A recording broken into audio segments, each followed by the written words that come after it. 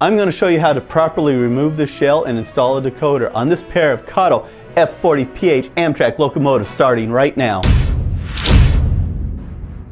I will show you how to install a DCC decoder on two N-scale Kato Amtrak EMD F40PH locomotives.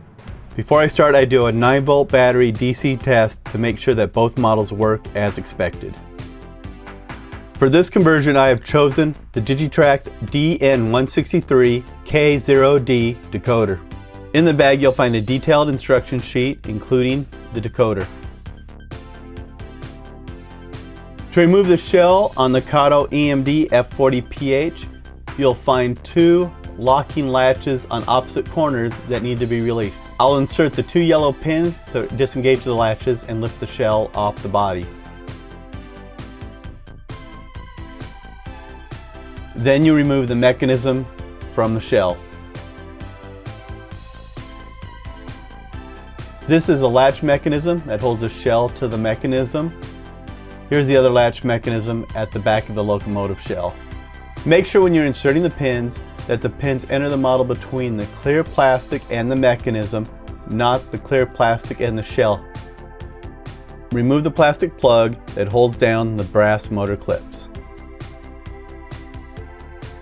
Bend each one of the brass motor clips up and away from the circuit board.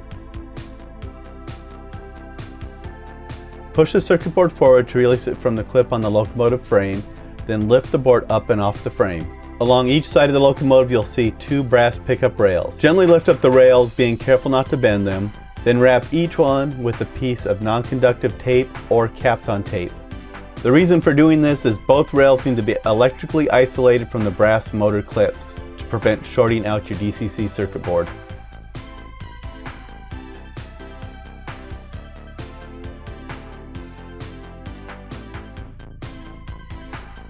When wrapping the brass rail, make sure both contact dimples stay exposed.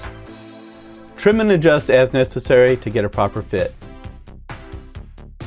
Make sure the tape wraps completely around the brass pickup rails. Install the decoder between the two motor clips. Press down and push the board back to lock the board under the gray plastic retainer clip in the frame. Bend both motor clips down over the pads on the decoder. Reinstall the plastic plug to hold the motor clips tightly against the brass pads of the circuit board.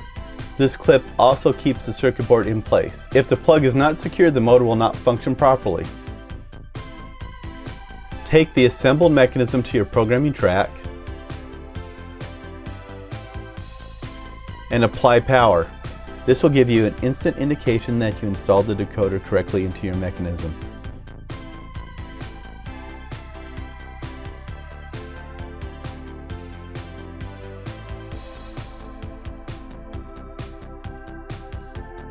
At this point, you can take the mechanism out onto the main track, select address 03,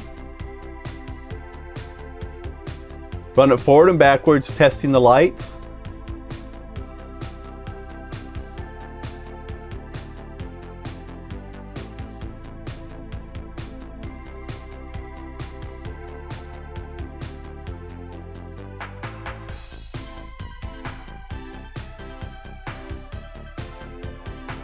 If everything works as expected, you have successfully installed the DN163K0D decoder by Digitrax. To complete your installation, push the shell back onto the mechanism and you're done. The moment of truth. They're both on the track, ready to test. Select 3, which is the base programming. Try them out. Turn the lights on, see if we get directional. And we do. Here they go. Granted, they're not speed matched yet, but they run relatively close to each other and they are working as a pair.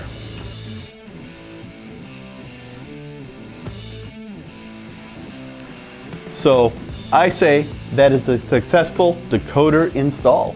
Take the locomotive, put it on the track and test it out. Make sure everything functions as expected.